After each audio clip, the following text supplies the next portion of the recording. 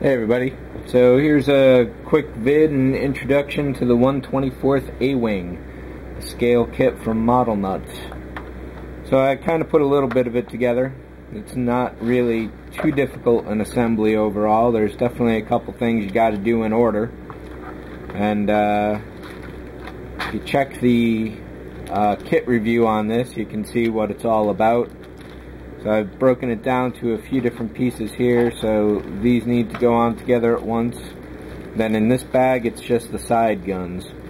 The problem with these is that they're crooked, so what I'm going to have to do is recreate them in brass. There's a good set of directions for that from the guy who remastered this kit, Raytheon. It's just basically going to be chopping off this section and getting a couple brass tubes for that, 7 and 6/32 each, and then replacing this one as well will be a trick, but it can be done. So that's the very last thing I'm going to do, because it's the very last thing that goes on. In terms of this canopy, I'm probably not going to use it at all. When the big guys are shooting models in front of a green screen, they don't have reflective canopies, glass, or anything like that, because you get green off of that and it just becomes really difficult to deal with later on. So this is something you put on afterwards in post-production, and perhaps this kit will be the one where I show off some Maya skills and introduce some glass back into this. So definitely very few parts remain. One of the things I have to consider with these is that these fins are slightly warped, which is to be expected given the size and the thickness of them. I was trying to contemplate a way to replace them, however, I really don't know that it can be done as elegantly as these are to begin with. It would be a simple matter of tracing this in styrene, slicing it off, and then replacing it, but there's really nice curvature on here. Scribing I'm terrible at, and then these details here would essentially be impossible for me to replicate. So I'm probably just going to go with these standard as is, and let's move over to the kit itself. Gave it a bath, got rid of any potential mold release that was on it. There's a little slime on the model basically, which is to be expected from a resin model, but after the bath it was nice and squeaky clean, so there should be no gluing or painting issues down the road. Cleaning off the skeleton of the canopy, I'm sure there's probably a proper name for it, framework maybe, was very difficult. This was really precision cut, and it looks like I've got to do a little more here, and then evening out this bottom would be a really nice thing too, but this is very flexible, very fragile. I actually snapped it here, so what I did was to put some glue on the backside with some baking soda repair, which isn't a great fit, but it works pretty well to fit back on here again. So there's a few pieces that I've glued together here. And pull this out of there. Namely, this piece is glued on now. Don't know that it can be or can't be. I might drop a couple points of fiber optics in here. I don't think that's in the actual studio model, but I don't mind modifying this slightly and putting a couple, maybe some blinking lights or something there. Bottom, there's not much to do, but if the camera's picking this up, there's definitely some weakness going on in this detail here, so I'm probably going to back this with some heavier sheet styrene just so it doesn't accidentally get punched through. Since this is being lit, I have to determine where the power connectors are going to go, and what I might do is an external contact with just some sticky copper, or self-sticking rather, copper sheet, or what I'm thinking about doing is just drilling a couple holes in the body and putting contacts inside. Since this is a fighter craft, I don't mind drilling a couple holes in it and just leaving them like that. Maybe they could be like fuel scoops or something like that, but it wouldn't interfere with the overall character of the ship if I were to do that. Next thing to do, this is the very first thing that must be done, the cockpit. So I've assembled a little of this, but not all of it, as you can see, because this needs to be fully painted and finished before it goes inside the body. That's one more piece of tape, two more pieces of tape here. Basically, the back and the bottom are glued together to form the seat, and then these walls go on separately, because the angle in here is going to be pretty much impossible to get a brush in.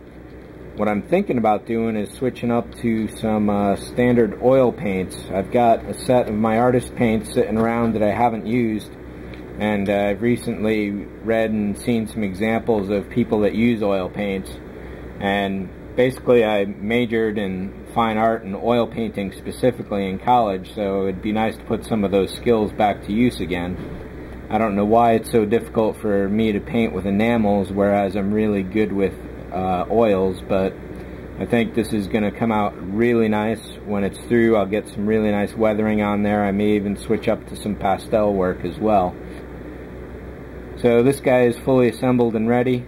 Again, I did the CA and baking soda around the head because the contact point was pretty weak. He has to go in the cockpit before this gets assembled. The walls go on and all that because it is such a tight fit. So again, this whole area has to be done first. There's a control panel here with a decal that goes behind it or on top of it. There's some holes in it as well, and I've put this hole in here for the fiber optics I'm going to run through. In the original demonstration build, there was just one white LED for this, but I'm thinking about maybe doing a RGB blinker, maybe a constant white, maybe one or two others. We'll see.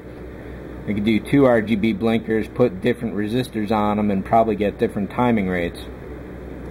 I will probably put a couple holes in the side of the cockpit here as well for some more lights, because I got it anyway and I may as well use the lights that are available. Over in the engines, these will each get one amber or orange or yellow LED. This is pretty much set to fit. Let's push this out. So the light will fit in there pretty well. Again, the demonstration build has self-stick foil in there, but maybe I'll just go with silver paint.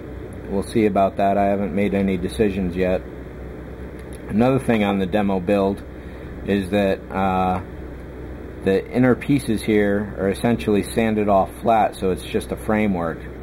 I don't know if I can be that precise in my sanding because it is still pretty thick and I'd hate to lose some of these awesome details.